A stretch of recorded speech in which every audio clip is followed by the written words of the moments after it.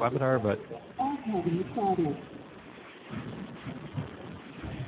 actually, Dave, the next thing I need you to do is to go up to the default content folder and find your presentation dated May 25th and press go. I did that. Excellent. That's great. Okay. Well, then let me proceed with the introduction.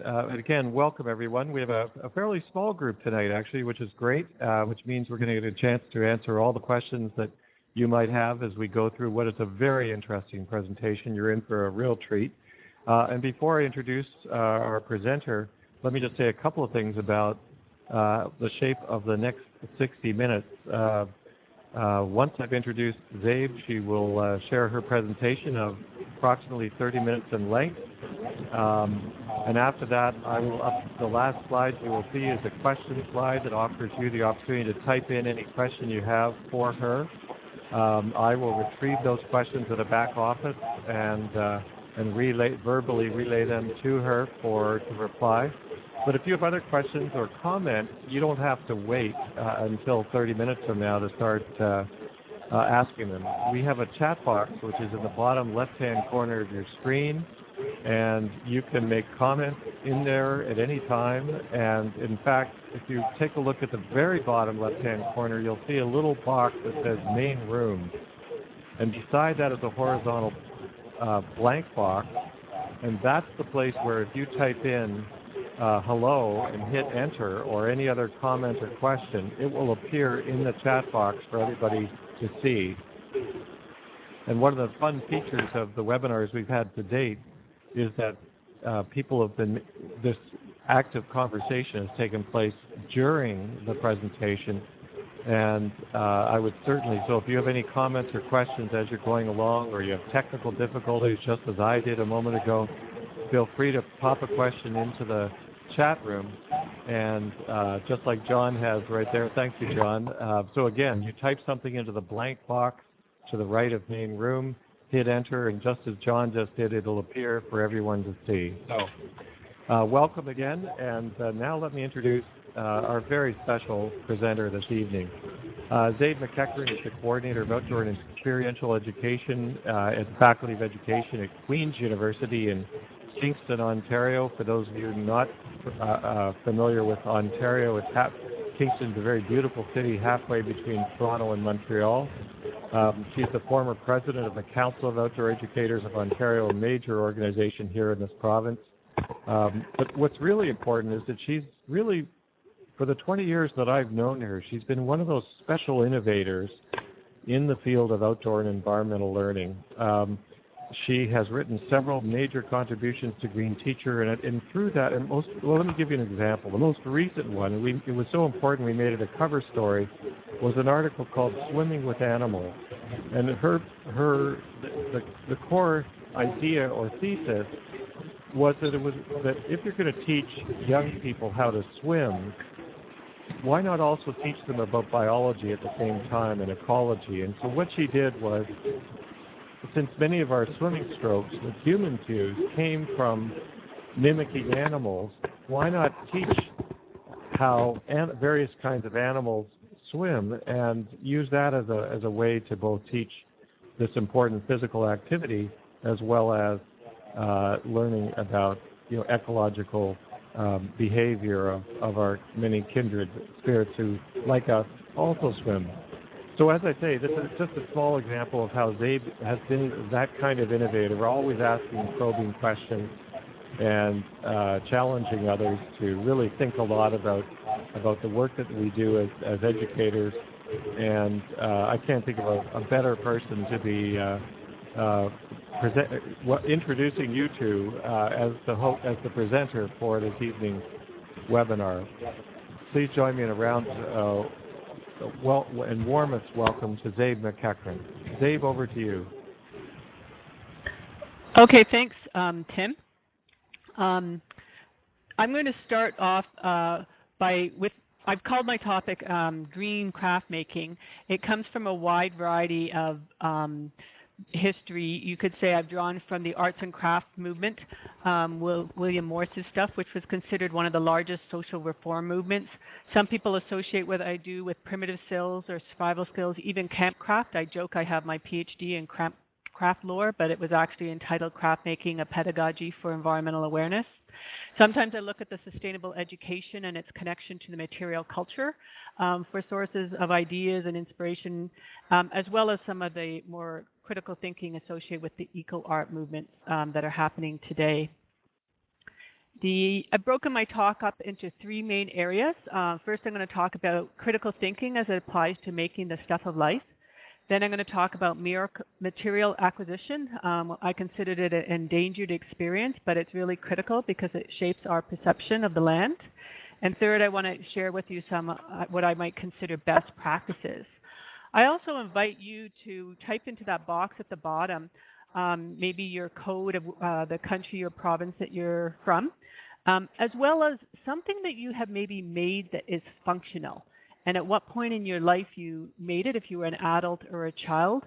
And if you had that experience because it came through you through his school, a club, or maybe just a family member teaching you how to make something. Again, something that's functional, if you want to think about those experiences you might have had.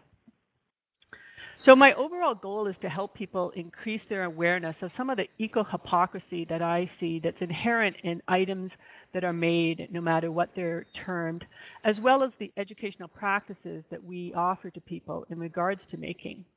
And I hope by exploring these various ways of making experiences that we can shape different understandings about the environment. Some of my own background that has shaped, the way I think, I would say, comes from painting icicles once as part of a art class that I took when I was young. It was a class my parents sent me to. It was on the shore of Lake Ontario, and it was a sunny spring day, and our teacher let us go down, and we took out our paint set, and we painted icicles. And afterwards, the other classmates of mine sat back and started talking about how beautiful it was. And I remember distinctly thinking, I think I've just harmed or polluted the water. And I was wondering what was in the paint and what would happen when the icicles melted. And I didn't think adding color to the icicles made them more beautiful. And I clearly remembered these thoughts when I was quite young. Another thing that I did that has kind of shaped my thinking is my mother took me to a house to buy something. I don't even remember what it was, but I didn't buy what she wanted me to buy. Instead, I bought this birch bark basket. And this basket was something that was on a shelf above my bed, and I stared at it for hours, and sometimes I would take it down, and I would wonder what the person who made this basket knew about the land, and that was the type of information that I wanted. So in some ways, today when I look at aesthetics and functional and things we make, I'm looking at the way our culture is determining the role of aesthetics and functionality. I wonder if the people who don't like wind generators today would have had the similar arguments that existed in the past when there was windmills were necessary in order to grind our grain. So I'm kind of seeing these questions that have come from many things in our world today. And to encourage that connecting of critical thinking and making experiences, I think there's an underlying idea that we need to remember, and that is that we live in a world of limited resources, and how to do the least harm, we need ethics for understanding how to extract these resources that we need. So by resources, I'm talking about any material that comes from the earth. And as resource extraction, I'm talking about the materials gathered from the earth for any human purpose. And I've highlighted a few words just because I'm all about examining terms. Some of the other terms and their value that are inherent in them, I would say, is art and craft. If you look historically at these two terms, art is usually associated with something conceptual or aesthetically based. It's often described more as a process. And if it involves a material, it's a value-laden material. Where craft is often associated with something functional or useful or practical. It usually emphasizes the product, the end result. And the materials, even though they're a similar skill set, different materials, if you work with them, you would consider yourself a craft person. So for instance, if you work with gold and silver, you might call yourself an artist, but if you work with iron, you probably refer to yourself as an artisan or a craft person. Likewise, porcelain and clay would differentiate the two if you carve marble versus wood. And I would also include paper and canvas, whereas today, electronics, graphics, and computer graphics, which then lead into the area of technology and where does that fall on the continuum of art and craft and the things that we made. When I look for places to get ideas from or to offer guidance in some way of understanding how to make things in an eco-friendly manner, I look through all kinds of sources. And some of the best examples are to examine the role that using our hand plays in brain development, language development, and just the type of experiences it offers to the environment. Other areas that we try and find resources or ideas, you have to be very cautious, I would say. Sometimes they're full of a lot of terms and greenwashing. For instance, I picked up this magazine once, and I find it kind of ironic or strange that they would be offering, how to make a reusable thing, a coffee cozy, but they're using it to hold a disposable container. This magazine, Living Crafts, in the description about what the magazine's about, it says our main objective is to inspire our readers to make themselves, or when buying, to buy handmade and natural products. And then you see below in the examples, they have cleaning toys that kids would actually use, whether they're dust bunnies or mops.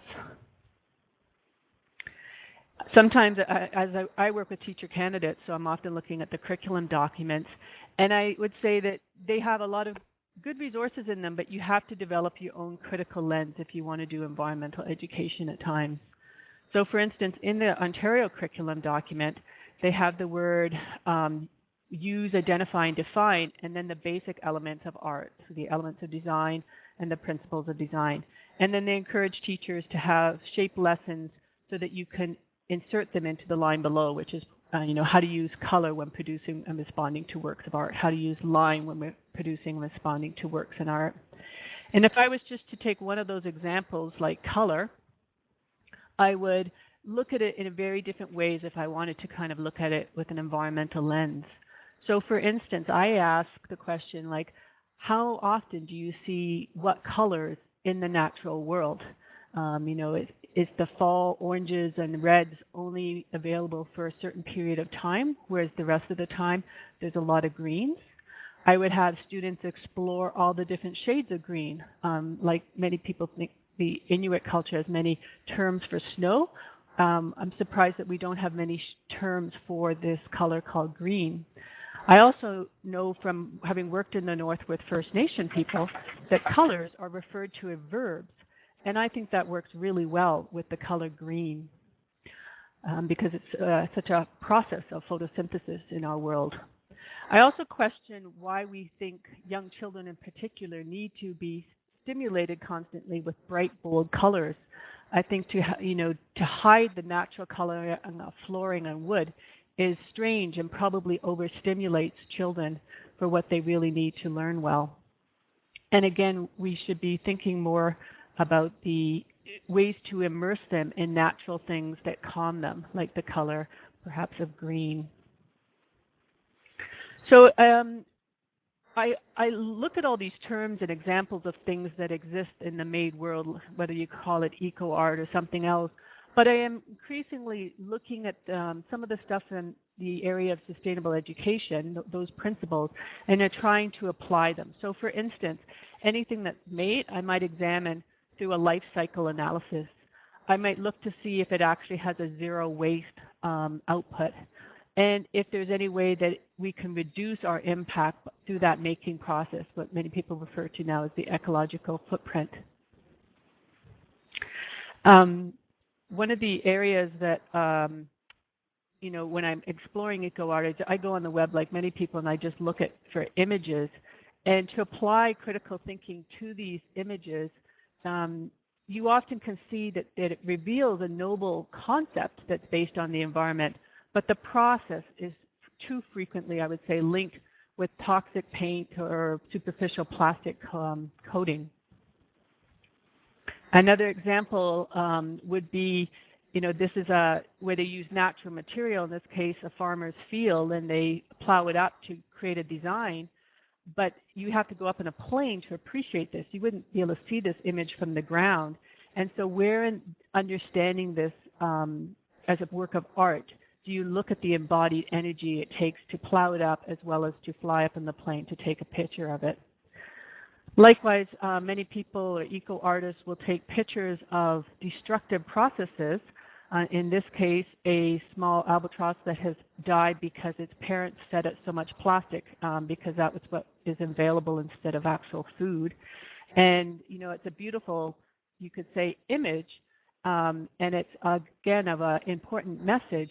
But, does it really promote change in reducing the amount of pollution or things that go into the ocean?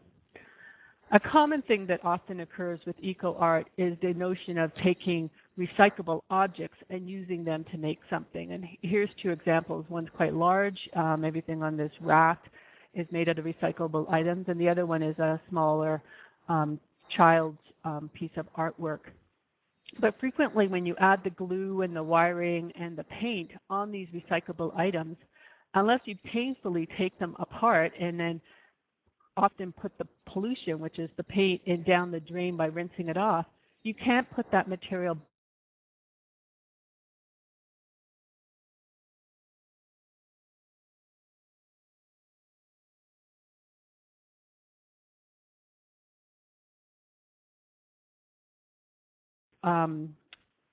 items out of the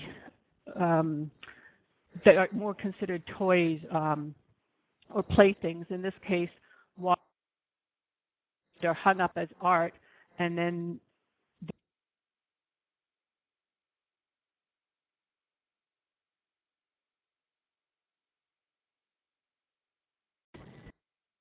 Hi, Zabe. It's Tim here. You're coming in and out here. We're losing we're losing you.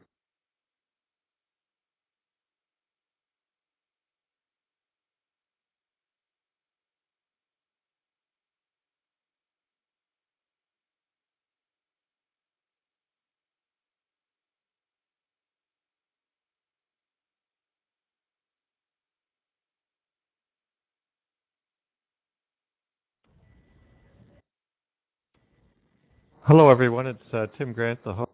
Just stepping in for a moment. I'm not sure if we've lost our presenter or not, and I'm also not sure if you can hear me. If you can, please type a quick message into the chat box. If you're hearing Zabe and not me, please say so too.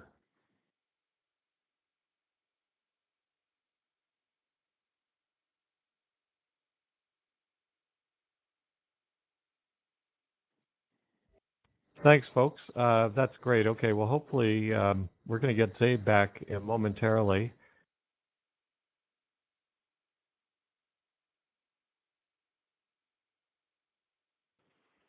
Am I back on, Tim?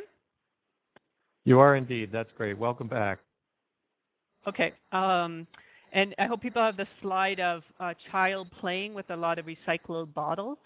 And again, I'm looking at this notion of making play items out of recyclable items probably still does not promote the type of action or conservation or reduction of material items that we don't want in this world. In this case, plastic bottles. So I think it's important to examine these ways that we make things and apply as much as we can sustainability principles to them, because the more times we experience these, especially as a child, I think they'll influence the way we make things as an adult. One example of this is with a deep ecology philosopher. He talked at great length about how he was shaped by staring at the wood grain that existed in the log cabin that he was raised, and simple kind of pictures, and how that satisfied his sense of aesthetics and curiosity, just like watching a spider come down. And he compared that to the overstimulation of his child's bedroom that was full of a lot of bold colors and synthetic material.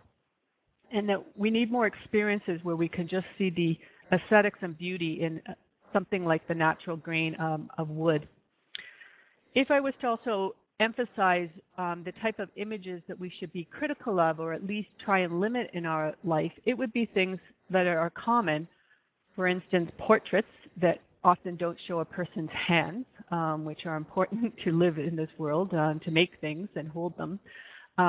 Wilderness scenes where people are seldom exist, so it gives the illusion that people don't belong on the land or they don't belong in many areas. I think we should avoid things that make us, you could say, hyper or want to scream, and promote things that are more like peaceful images, like of natural settings. I think we should be aware of delusions that we can be in control. And for many people, those are the images of the Earth as seen from, space. And overall, we should always pay attention to the angle of the lens that controls our perceptions of something, and try and recall that whenever we're looking at an image before we decide if we want to kind of saturate it in our life. I do have images up on the wall in my house. Some of the ones that I do like are native ones that tend to promote a sense of oneness, where you can't kind of distinguish the animals and the plants and the other beings in the world, as well as Asian ones. And frequently with Asian ones, the person, it takes you a long time to find them in the picture. They're immersed in the world, which is typically what people experience. Likewise, I would promote pictures of people doing things with the material that they need to live in this world, the crafts, the things that they can make. So overall, making experiences, I'm encouraging people that they should convey less about a concept that reflects how humans are damaging the earth. They should be less about adding plastics or aesthetic coating. And they should be less about consuming and purchasing materials needed. They should be more about learning to be content with the aesthetics offered by nature. They should be more about role modeling how material can best be acquired to make that stuff of life we need, and more about learning skills associated with fulfilling our material needs. And that's where I'm going to move now into the second part, which is exploring the importance of material acquisition, that endangered experience that shapes our perception of the land. So how do experiences of acquiring material shape our perception of the land? And this is about exploring what actually goes through your thoughts when you pick something from the ground. Because most people don't have that experience anymore. The material that they use in any art or craft process comes from stores, all kinds of big box stores that have huge amounts, and allow us to readily forget that things come from the land. When we walk through those stores and we pick up a rock to make a piece of jewelry or a necklace, do we think about the rocks in the ground in natural settings? When we walk through a lumber warehouse, do we think about the forest? Do we realize that any canister of craft goods actually still comes from somewhere in the world and something's been taken from the ground? Those are the types of things that I think we should explore. And if I was to kind of group them in areas, I would say it's about land ownership. It's about concepts of animism. It's about rituals and practices that increase awareness of ethics associated with our actions when we take things. And it's about understanding growth and limits, which is really about understanding sustainability. And frequently I expand on all these areas by asking questions and telling a few stories that I know that tease that understanding out depending on who the audience is. So for instance, with land ownership, a lot of these questions came from me when I watched a Native woman just go up to a tree on a piece of what I knew was private land and take the birch bark off it. And there was seemed to be no hesitation. And my first thought was, do you need permission to do this? And I realized that she probably didn't come from a culture or understanding that land could be owned. And so she just could do that. And it started making me think, so why do I have a concept of land ownership and she doesn't? How did I learn this somewhere in my upbringing? And I try and get the teacher candidates I work with today to ask that question of themselves, like, and then maybe even tease it back to who was the first person to own land. In regards to concept of animism, it has to do with how you view the material that you're gathering. And is it a pleasant or a more negative, disturbing experience? And that's often shaped by how alive you think the material is. It's different to take a plant from the ground than to actually take something like an animal so that you can use its hide or fur to make something. Rituals and practices increase our awareness of what we're doing. And it also allows us to justify in different ways a sense of how we are impacting on the earth and questioning what we are taking. So for instance, if you put down a token or like tobacco or some type of offering and you have a prayer, it might allow you to go ahead and proceed with doing that activity of harvesting material. And the last one is understanding growth and limits. That would be more about how do you know when you've taken enough from the land and that if you take any more, it won't be restored. The plant or material that you are taking won't come back on its own. So harvesting your own material really compels a person to examine their own ethics pertaining to acquiring material needs.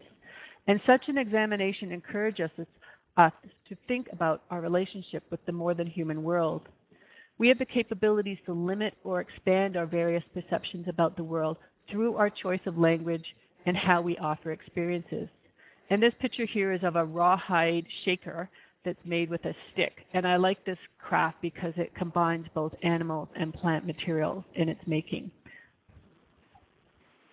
So I'm just going to emphasize a bit that notion of animism and how you tease it apart by looking at the terms we use. Whether it's a rock, plant, or animal, in this sense, the material that you're gathering, how you view that will shape the words you use when you acquire the materials. So for instance, if you're taking rocks from the ground, you might use the word mine, blasted, dug, ripped, or extracted. And each of those have a different connotation that allow you to feel differently about the land when you take things. Plants, you might think of picked or harvested, cut, chopped down if it's trees.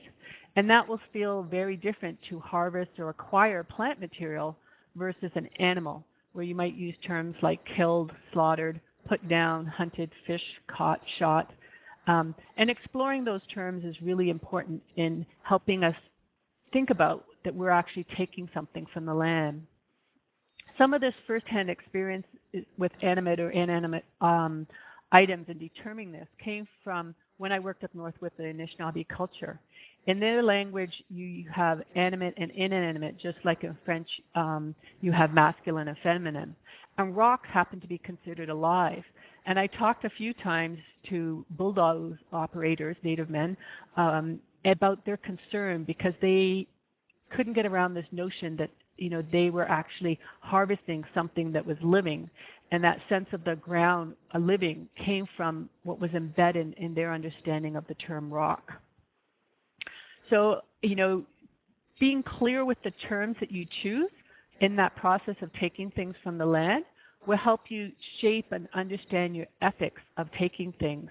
And I think that's really important. And it reminds people that all made items come originally from the land, whether it's minerals, plants, animals, everything we acquire in our life to live comes from the land. And that's such an easy concept to forget when everything's purchased from a store to begin with. Even human-altered material, whether synthetic, plastic beads, plastic molding material, it all is material that we've gathered from the land and then we've altered it in some manner. Another important thing to think about when we gather material is to recognize that material as something similar to your own body. I put up here a brooch, this maple leaf, that is actually covered in a synthetic plastic material. And when I actually purchased this, I thought back to when, again, I was teaching in the north, and I was told that students could not paint or glue birch bark. And I couldn't understand why they had this notion in their culture about this. And they could paint and glue paper, but not birch bark. And then I started thinking about this. The birch bark was, the skin of something that was living. And it made a lot more sense why you would treat that skin, if you respected the birch tree, like you would treat your own body. I wouldn't put glue on my own body or cover my own body with, paint. So why would I do this to other material? And likewise, if you're taking something from the ground, you might want to think about how you would want your own body part to be harvested. You're not, instead of being yanked off, you would want it quickly cut like a surgeon would do. And to raise these concepts with students helps them explore this notion of what's going on when they actually take material from the land. So what practices do we hold for this moment when we actually take things from the land? Do we put down offerings, tokens? Some people refer to them as payments. How comfortable are you doing that with other people or just alone when you're by yourself? Has someone ever shared with you a prayer or a song, a story, or a type of ritual that you can use to help you fully attend to that moment when you're taking another life or material so that you can go on and live? And again, treating this material as an extension of yourself is quite important, I would say, to exploring how you relate to the land by making things. Now, to kind of move on to the best practices in making. Overall, I would say we need to combine utility and beauty. When we make something that functions well and is pleasing to look at, we require fewer items in our life to find personal satisfaction. And so it's why I choose to use the term craft. If we're making things for art, beauty, beauty to the world as well as functional items, we have to make more items. And instead of if we combine them, which is my definition of a craft. So when you need crafts, beautiful items that are also functional, you probably have fewer of them and the resulting waste process. Like in comparison to if you're making a whole bunch of beautiful things as well as a whole bunch of functional things, but they're not together, you're creating more stuff and there's probably a larger amount of waste from that process. One activity that I've done that has shaped a lot of students' understanding of making is I ask them to make a spoon before, like 3 days into a trip that they're going to eat off of for the rest of their time. And I like the notion of a spoon because it's typically the first tool that any human learns to operate on their own, like a small child. And through that making process, they start to ask a whole bunch of questions, like what type of wood should I use? They wonder about how to carve without cutting themselves. They wonder about how they're going to get these different shapes when they just have a flat knife. Here's some pictures of spoons that were carved by, again, these are teacher candidates, so adults. And you can see a lot of them are not that comfortable in your mouth. And they learn a lot of how difficult it is to make something that at first they think is a simple process. They also realize that they're not familiar with how to use a knife. And using a knife is, I think, just as important in the outdoors as using a pencil is in a classroom. In choosing what it is you want to make with others or for yourself, I think you need to often just pay attention to how much painting is involved, because that's an easy way to cover up that you probably are not acquiring any new real skills or involvement with the land.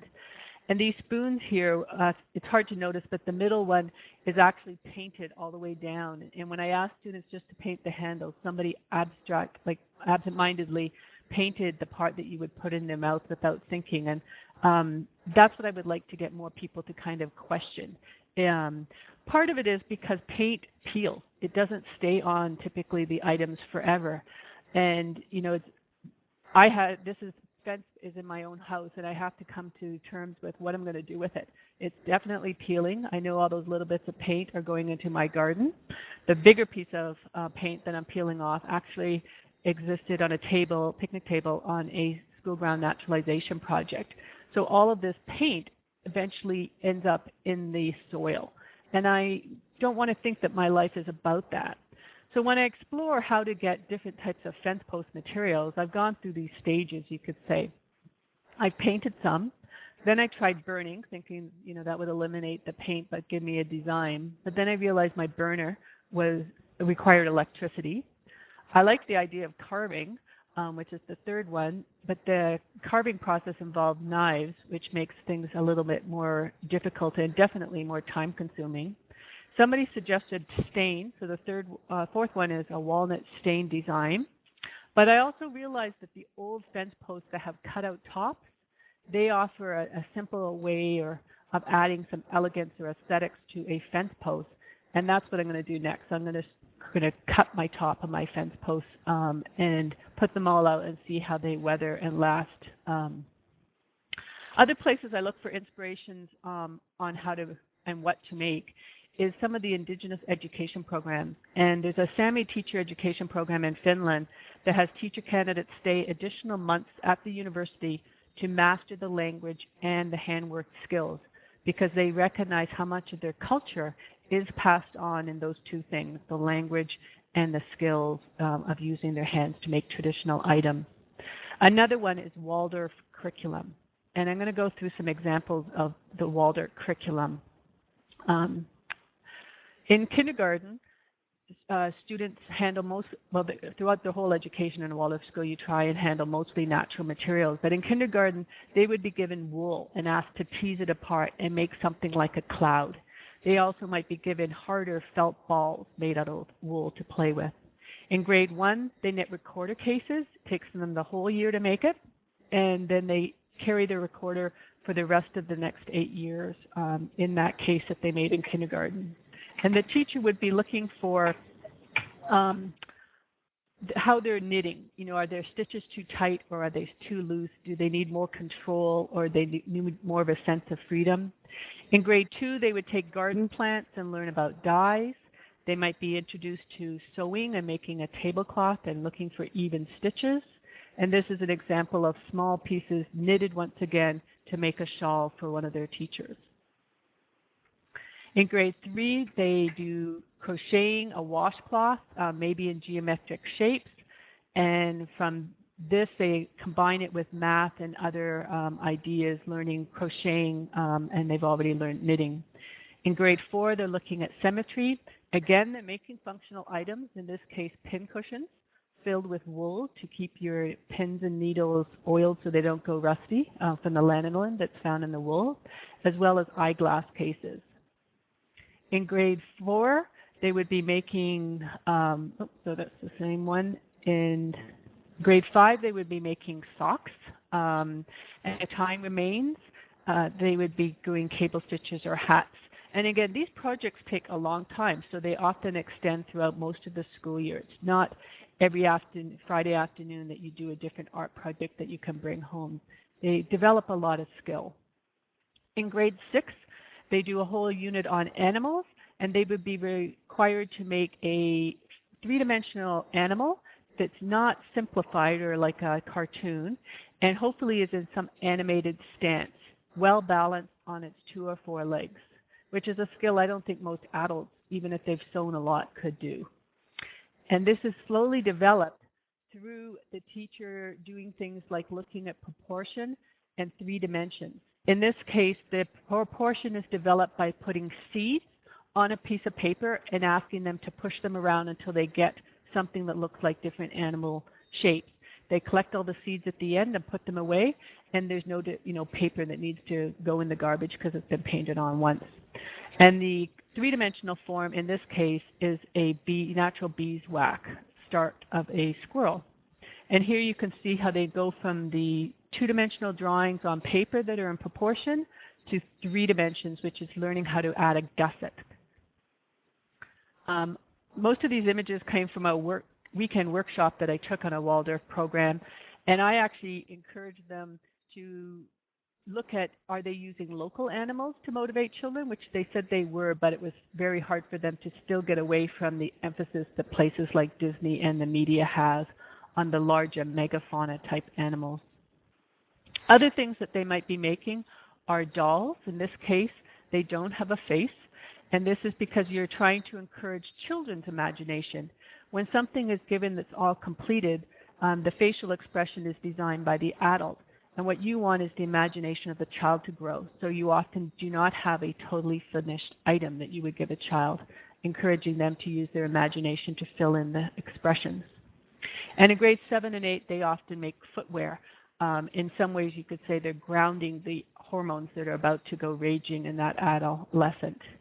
Those are examples from their textile program. They typically have wood carving programs start around grade 6, and they also would be making spoons, small stools, those types of activities. So overall, I would say some of the strengths of a Waldorf handwork curriculum is it's well thought out and based upon a theory of pedagogical development. It emphasizes handling and exposure to mostly natural material. It recognizes handwork as a cornerstone to education. Knitting is Cosmic Thinking was written by Rudolf Steiner, who is considered the founder of Waldorf education. It aims for a multitude of experiences, making functional, practical items artistically. And students frequently use material they acquire from original sources, like they visit sheep farms to acquire their wool and forests to acquire their wood. When I take some of these ideas from Waldorf education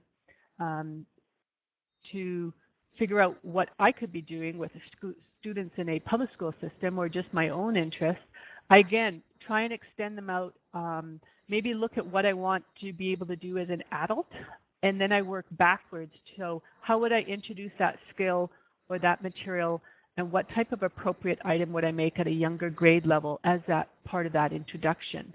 So sometimes I look at the qualities and try and figure out how I can introduce tools with an edge or materials with a fiber.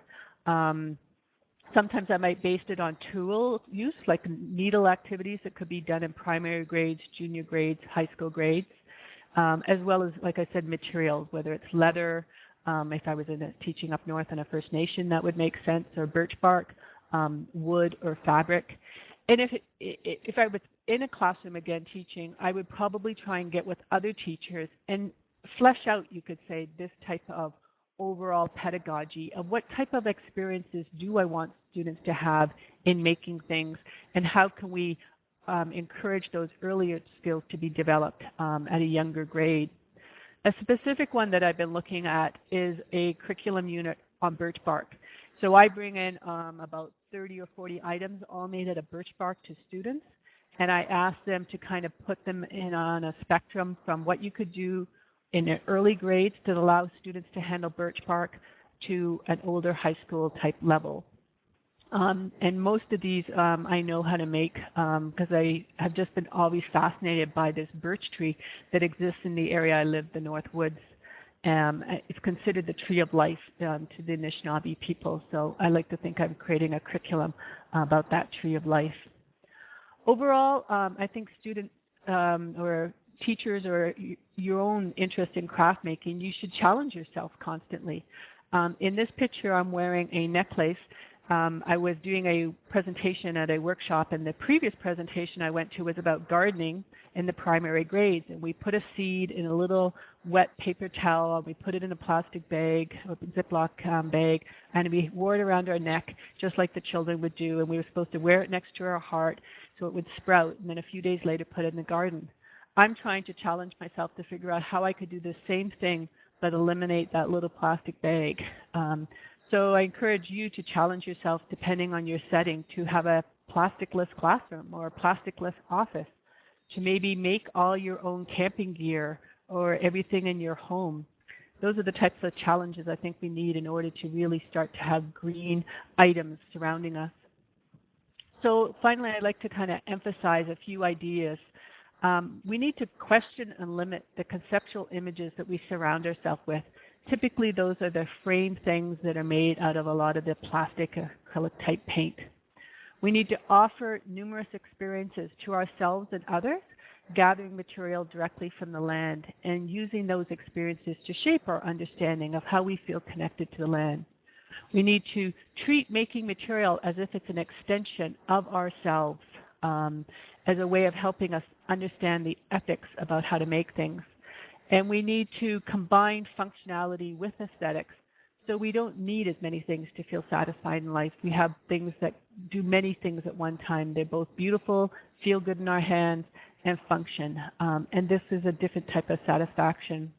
So overall, for me, green craft making is about sustainability, making the very stuff of life. And I think hopefully people have some questions. Thanks, Zabe. And And indeed, I agree. I hope that people do indeed have questions. Folks, any questions you might like to ask, think of put one at a time into the blank box you see on the screen.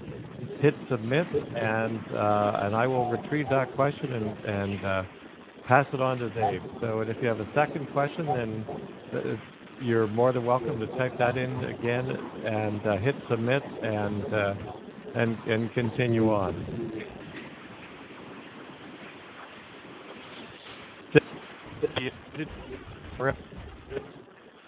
I interrupt you earlier, but there was a slide, I think you may remember it, it was a couple of slides ago, where there was a word that wasn't quite visible. It was sort of drifting off the bottom of the page. Do you remember that slide? And if so, can you tell us what was the last word on that slide?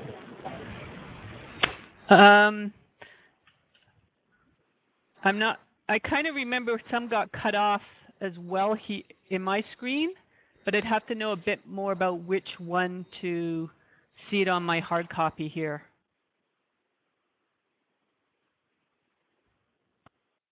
I think you can see Megan's. If you look at, you can see Megan's comment in the chat box there that it was the slide that talked about your office. Oh, the last slide? And can you see Kim comment as well in the chat box? The words that might have been cut off in the final one was challenge yourself to make a plastic-less classroom, as well as a plastic-less office, and to make all your own camping gear, clothing, or maybe home furnishings.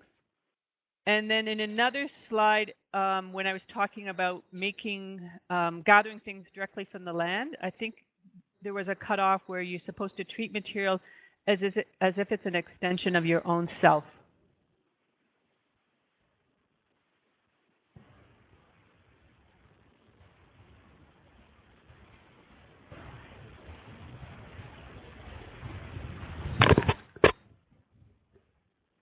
There's my email address. I think somebody was asking that.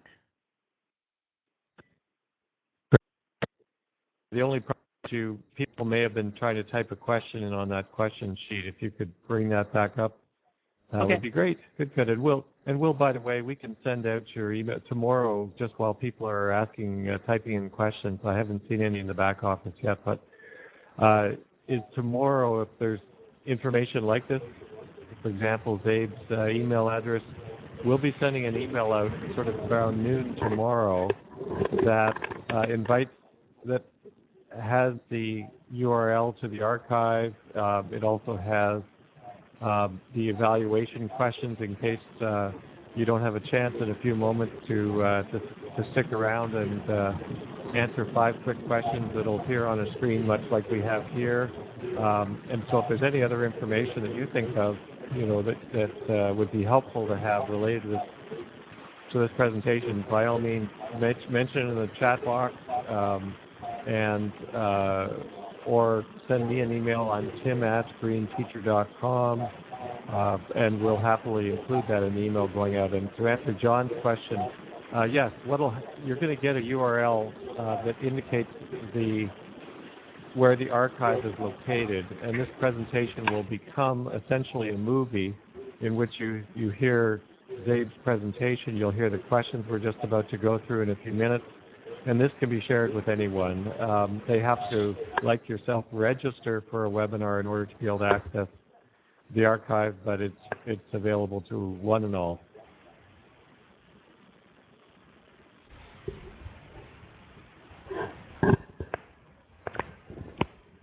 So I see 2 questions in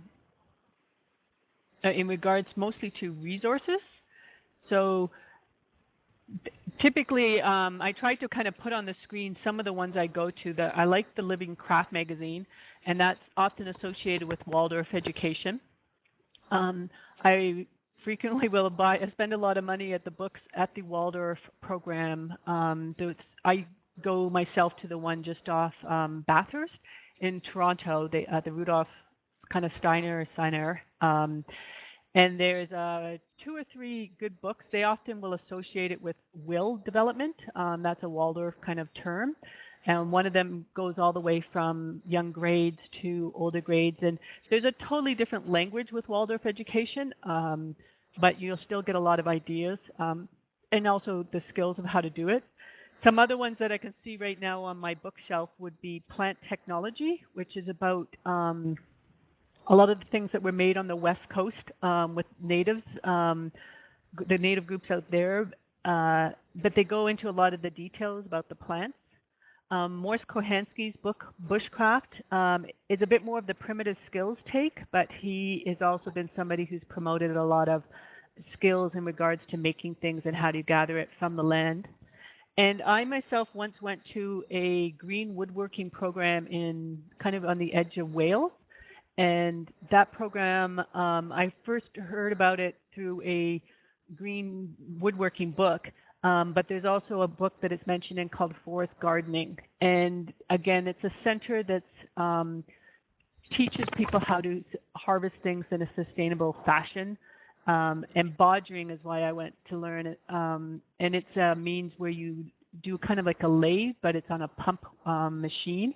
And people used to travel around and carve bowls and for mugs and things like that for people in small villages, and they were called bodgers. And I took the course, so I partly could refer to myself as a bodger. So those are some of the places that I go to look at more critical takes or actually have examples of how to different how-to programs. Thank you, Zabe. And indeed, I think Waldorf schools exist all over North America and certainly in the larger centers. And I'm sure if there's probably a large website that and probably an online bookstore somewhere. But also, going back to your last answer, Dave, I would love to get, perhaps after this webinar or first thing tomorrow morning, if you can send me some of the references that you just cited there a few moments ago. I'll include that in the email that we send out to everyone. Okay, I've got a few questions have now poured into the back office, a couple of which you've already addressed, but one of which is, what advice do you have for those in inner cities where nature is less apparent and certainly access to natural materials is much less the case? Any advice you have for people in sort of larger cities? Well, there's always, unfortunately saying take a day trip, but I would look at simple things that you can make with twigs.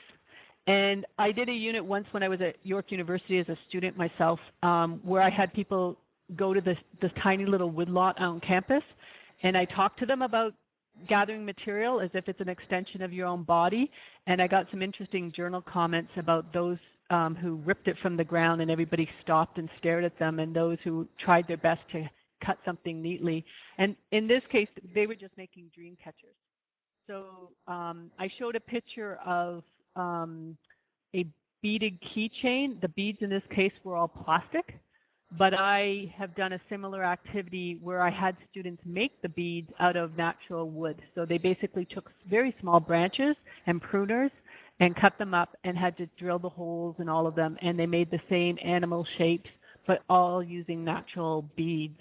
So in some ways, you would just be looking for examples of things that were made with natural material, but they'd be small. Buttons could be another one, wooden buttons. I have a pump drill that I use to drill holes with students. They like the whole idea of pumping instead of an electric cordless drill. So the pictures that I actually showed of somebody harvesting from the ground, that was milkweed, which is used in the butterfly school ground naturalization program. So sometimes any remnant field that might exist in a city corner somewhere will have milkweed plants, and you can harvest those in the fall, and you can make rope out of it. It's one of the actual stronger fibers to make rope. So I know it's more challenging to do things in an urban environment, but you just usually have to just think small and get really used to hanging out or get on good terms with the people who cut the hydro lines and are pruning trees here and there. and see if you can get some wood material from them, or do one visit to like a farm and get some wool and use that wool for the rest of the school year on a larger project. That would be my best advice in that area. Your point about tree trimmers is a really good one.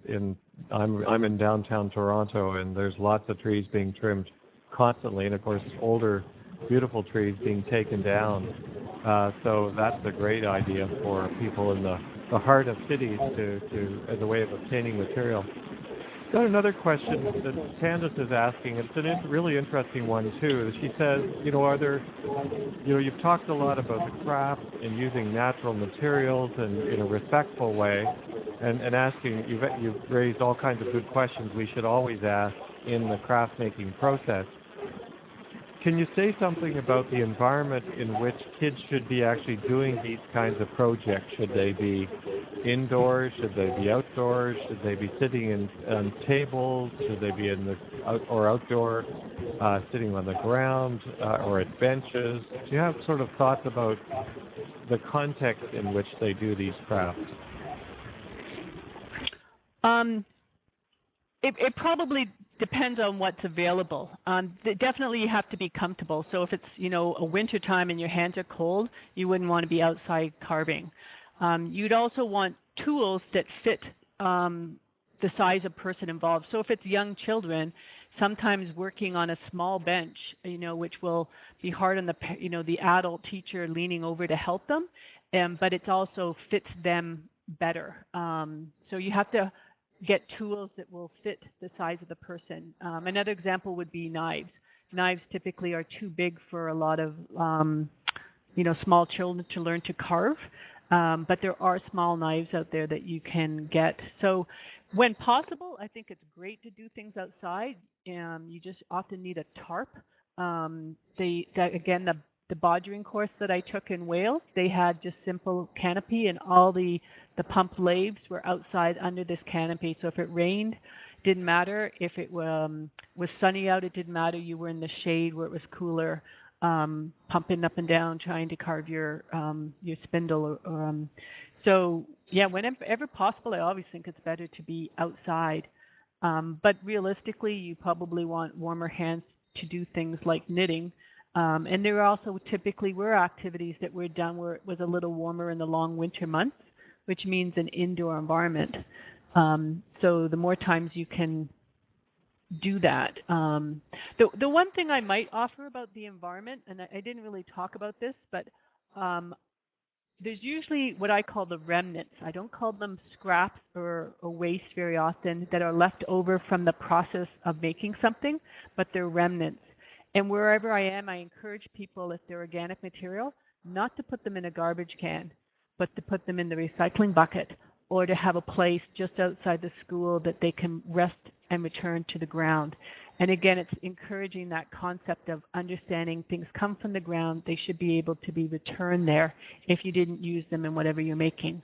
So I would say making that available in whatever setting you make things, that notion of where do you put things that's appropriate afterwards, is quite important in that space of making.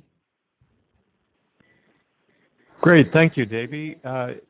I'm going to suggest we sort of take a slight break here for the moment, because I want to give everybody a chance to fill in the end of session evaluation, which will just take a moment. And those of you that do, of course, will be eligible for a free one-year subscription to Green Teacher Magazine. I'll just move the slide here for a moment. And each of you will be able to scroll down at your own leisure to answer these questions. But your feedback will be very, very helpful to us. And if you need, once you're done, feel free to ask another question. But this time, it would be helpful if you ask it in the chat room, and where we'll all be able to see it. And if we've got more questions after we finish this evaluation in the next minute or two, I'm certainly happy to say, I know Zabe is likely to as well, so we can certainly take a few more questions.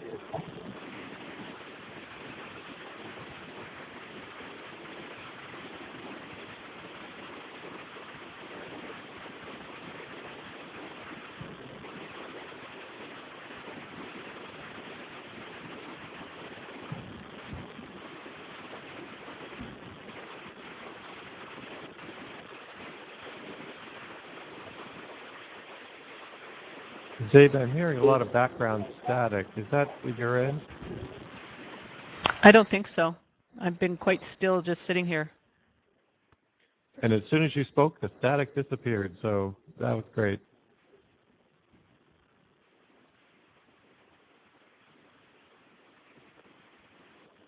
And given that I'm the person who was unable to speak at the beginning of the session, it's probably the static at my end.